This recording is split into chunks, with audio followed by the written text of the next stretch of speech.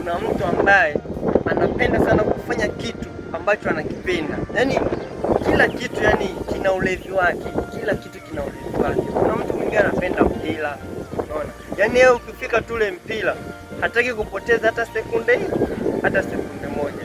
Yaani kuna mtu mwingine anapendelea kitu, labda nguo. Yaani yeye hawezi kupokea alafu akaacha kununua nguo, lazima aende akanunue nguo.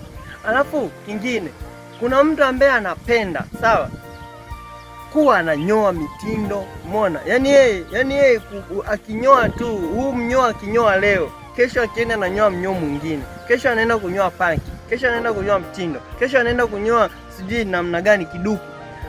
Lakini pia kuna wengine pia kilevi chao ni simu. Yaani akiibiwa simu anatamani siku hiyo aende akanunue simu, unaona?